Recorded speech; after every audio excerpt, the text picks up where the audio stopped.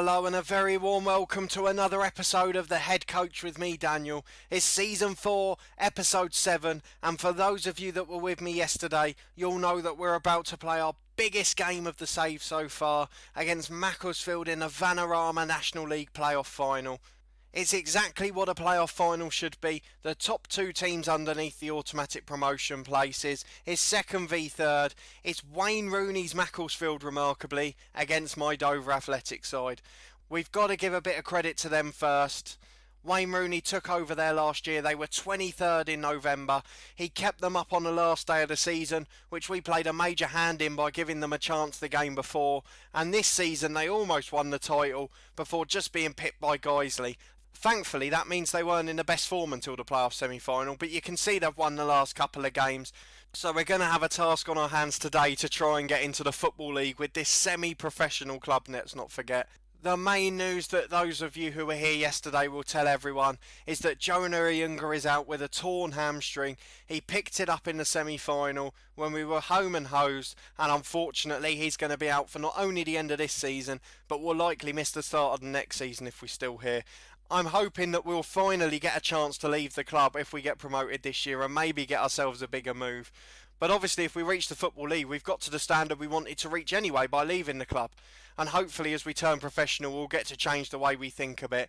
But let's not hold it up anymore. I've just come home from work and I've kept my uniform on, so I've got my shirt and my trousers on. And we're ready to see if we can pull this off. We're slight underdogs. I want to give you a little bit of perspective before we start. If we go and look at the team stats for the season, there's some remarkable things in there. Firstly, possession. We are bottom of the pile. We've had the least possession of any team in the league, which shows how hard we're working off the ball. We've won the most headers. We've been an aerial team, we've mentioned that from the start since we came here. But here's the important bit and shows why it's such a strange season this year. If we look at the average wage budget across the league, obviously you've got your usual suspects at the top. Macclesfield, who we're playing today, are up in 11th. York, who we beat last time, are in 9th. But obviously they've made a huge transfer profit this season. But if we go down, Guiseley, the champions this year, are just above us in 17th. We're in 18th place with the 18th highest wage budget in the league, and Dulwich Hamlet, who finished 4th, are bottom of the league for wage budget. So it just shows you that our director of football has really done a good job, and we've done a really good job of coaching these guys on the pitch as well. So let's go and look at the team we've got together today. I don't think I've made any changes from the semi-final, with the exception of the enforced one of Iunga out. And I've taken the gambler, throwing George Newell straight back in from the start, and I've also dropped Dave Owens for Evans. The back nine's exactly the same. We've got Brown in goal, Thomas, Parry, Casey and Boutroyd, Davis and Tretcher on the wings, who were absolutely key in the semi. Brundle and Ashby in the middle, behind Evans and Newell, the chain strike partnership. Dave Owens on the bench, and Jordan Murphy, I've had to put him on there. I've mentioned before about my history with him with Worcester in FM18, and I just can't not have him on there for the big game, especially with Iunga out injured. So let's get into this one. George Newell's lacking match fitness, we know that, but we've just got to try and get him through as much of the game as possible. If he plays 75 minutes, wins us the game and then gets injured for a year, so be it. Unfortunately, he's completed the dream, he'll get his new contract. Macclesfield are playing a 4-4-2, so that gives us a bit of hope to start with. We're back to our favourite pick-up where we left off. We haven't seen that one for a little while. We'll just encourage them instead. We've got a big old pitch here. It's not particularly full at Wembley, but we've got the kick-off and hopefully we can make things count early on. Casey with a dodgy clearance to start with, and it's back to the keeper. Brown with a big kick-up pitch. We're trying to get a big man there, but obviously we have lost a bit of aerial ability in Iunga. Not so much that, but power. A bit of strength on the ball, and unfortunately the hold-up play probably won't be as good as a result. But Boutroyd goes long, and we've got the pace. Evans is in one-on-one. Can he make the most of it? He can! It's 1 minute and 15 seconds, and we're ahead already. Connor Evans, an inspired decision to bring him back into the starting lineup, and he's rewarded us within 1.5 minutes, and we're 1-0 up. Please let it be the year. Hancock's coming forward straight away for them. Brundle flies into a tackle as he often does. No red cards today, please, Mitch. A big long clearance, but it's coming forward again with Macclesfield. Manny Parry, the Colossus at the back, but they've got it forward on the left again. They're going to get the cross in, but Scott Brown deals with it with all of his experience and just takes his time to bring it out again. Can he get the big long kick up to the big man up front? George Newell's not there, but Treacher is. Ashby can get it in behind. Go long. We've got two quick men up front now. Brundle wins it back, but loses out at the second time of asking. And they're able to bring it forward now, Macclesfield, and put us under pressure. They've got in behind with Reed into the box, across to Hancock's, and it's 1-1 already. Well, it's going to be an attacking game for the fans that are here. And after 4 minutes, it's 1-1. And Macclesfield have looked very threatening in their first attack there. As have we, to be fair. But this could be anyone's game based on that. They're bringing it forward on the left again. We look out of our depth as soon as they come forward. Lamb on the right-hand side's taking us on. He's gone past Treacher easily, but he's got back and blocked the cross. But it's only fallen to them 30 yards out again. Reed to Whitehead on the edge. The shot's blocked, but it's fallen to Hancock's the danger man again. And Thomas, who was so good in a semi-final, blocks this one. I'm sort of wishing I'd brought him in earlier for Pike, because he probably would have won the title with him in there. Pike had a couple of awful games. I mean, the 3-3 against Guiseley, and the game we lost away to York, he was absolutely atrocious. But thankfully we've got the good man in now for his final appearance. Whitehead's in behind again for Macclesfield and they put it wide. We're going to go to be more disciplined because we're getting absolutely skinned on the two flanks and we need to find a way to defend more comfortably. Whitehead on the edge again, and that's more like it. Close them down and force them into a 30-yard speculative effort, which is miles wide. I've not been so tense for a Football Manager game for a long time. We've got an injury to Treacher on the left wing. I'd like to save him for a bit longer. We don't want Senior playing the whole game out there, as good as he was in the last one. And half an hour in, it's still 1-1. Seems to have just calmed down a bit, but we are coming forward now with Newell. Can he hold it up? Well, he does for Ashby. Ashby's forced backwards again to Boutroyd. Newell's in behind. He's got Evans in the middle. He's there. And we're back in the lead. George Newell, the first time he's got into this game, creates a wonderful cross right in that corridor between the back four and the keeper. And Evans is there to tap in.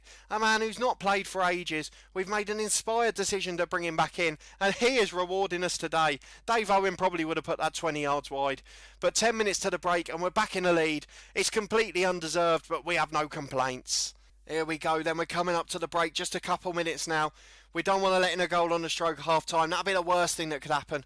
Oh, he's given a penalty. No, it's Mitch Brundle. Silly challenge from behind. And we need Scott Brown to be a big hero now.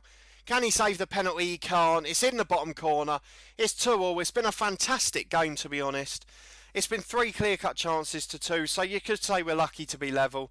But another stupid decision at the back gives it away for us. And Mitch Brundle's got to be really careful because he's starting to become a liability now. It's 2-2 at the break. Connor Evans has been excellent. We're going to praise them because we were the underdogs and we've done brilliantly so far. And hopefully we can carry it on in the second half. We'll try and eke another 10-15 minutes out of Treacher. We'll try and get Newell in for as long as possible, as we said. They seem to be causing trouble. Thomas has got the ball at the back for us and the highlight ends. We're coming up to the hour mark. We're going to have to think about some substitutions. Brundle's had a stinker. We've got a couple of players struggling with injury and fitness. But we've got a free kick into the box there, but they're bringing it away with the most recent goal scorer. They've got the ball up to Lamb. There's 4-on-1, but he's just walked round us. Hancock's coming into the box now. Skins his man. Thomas heads away, but it's only to another man at Macclesfield at the edge. But Hancock's puts it over at the second time of asking. We're going to leave it 5 more minutes before the subs, and then hopefully we can try and bring some game changers into this one. One last attack before the subs. Will it be us? No, it's been intercepted, and he's going to be cleared away with Smith in the middle. Whitehead coming down for Macclesfield. They've got plenty of space on the right with Lamb. Finds Smith in the middle. Again, we've kept our shape well, but they're getting through too easily now. Whitehead again skins the defence and puts it wide, and it's substitution time. We're going to bring Brundle off. He's been absolutely appalling. Coventry will come on for him. We're going to do the same as in the semi-final and bring Senior in on the left because it worked well in that game. And we're controversially going to bring on Jordan Murphy up front for George Newell, who's a bit tired. I know Dave Owen's the better player, but I can't bring myself to do it. He can't finish, and he's been disappointing. He hasn't got pace, and I'm just working on getting him behind at the moment. There's one other thing we're going to do. We'll change from float crosses to whip crosses, because obviously we've only got 2 littler men up there now. The ball's cleared long by Macclesfield, and Whitehead's just running behind. It's a great save by Scott Brown, but Casey got caught out there. And there's been a few players who have really crumbled under the Wembley nerves here. We still haven't had a yellow in this game, despite the fact Macclesfield have had 4, and we've put in our fair share of tackles. But it has calmed down a bit in this second half, and with 15 minutes to go, it's still 2-2, and we're just praying for that one chance that we can put away. An Evans hat-trick, and I tell you what, no matter how bad he's rated, he starts League 2 next season, if we're still here, that is. Evans brings it forward on the right, gets it into Murphy. Oh, that's a great chance. He's put it straight at the keeper. And I don't know if we're going to get a better one than that. I really think we could regret it. The ball's in behind for Macclesfield. Griffiths has the shot, but Brown's got his bases covered and it goes wide into the side netting. They're coming forward again here. We're really struggling at the back, but Murphy could have got there. He's been beaten to it by the centre half, and Hancock, who's been such a key player for them, gets the ball forward. Parry hoofs it long. Murphy can bring it down. We've got 3 on 3. He gets it up to Evans on the right. There's one in the box. Murphy's coming to join him, but it's too high and too long, and it beats all the men we had running in there. They've hit their own long ball over. What's Scott Brown doing? Oh, he gets there in the end. He ran straight past it, and I thought that was going to be a howler. Macclesfield have changed to 4-3-3, so we're going to pause. We're going to go wide, and we're going to go to counter-attack. We don't want to get caught out by that. We've made that mistake before. We're going to put the run at defence on because we've got 2 strikers who can dribble, and we'll hope that that'll make a difference in this last 5 minutes if we can catch them out. You already know, if you go back and watch last year's playoff game, you know how we feel about 4-3-3. But Murphy's got it into Evans. He's hit the post. Oh, it was a great chance. We've had 2 of them now. Jordan Murphy does everything right to create the chance, and Evans for the first time in this game lets us down. And now Macclesfield are ahead with 1 minute to go, and it's the blimmin' 4-3-3 again. They've got the ball on the left. The left striker's unmarked. They've crossed it to the right striker, who's also unmarked, and we just cannot cope with the 4-3-3, and it's cost us promotion to the Football League. But let's not get too angry. We're playing against a professional side. We've finished 3rd in the league with Dover, and we've got to say, if we can't get a job in the Football League after this one, then someone needs to have a look around, because we've pulled off a miracle here. Murphy's coming forward. We've got one last chance. He's wasted it. He could have put that into Evans, and it's full time. We have lost out. It's 3-2 in the final, but what an effort by the boys. We're a semi-professional team competing in a largely pro league, and we were absolutely brilliant there. I know I have to say we're disappointed to fire them up for next season, but that was a performance we can be proud of. Let's go and have a quick look at what they've said about the game, and then we'll do the season review. There's no way that was a collapse. We're playing a far better side, and they were absolutely brilliant.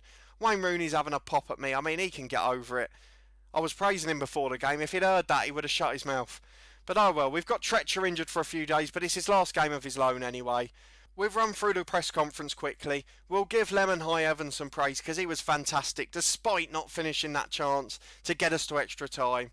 We'll go and have a quick look to see if there are any more jobs come up. I think I'd applied for a couple, Charlton and Blackburn in League 1. Charlton coming down to League 2. I think that'd be a really interesting one to take on.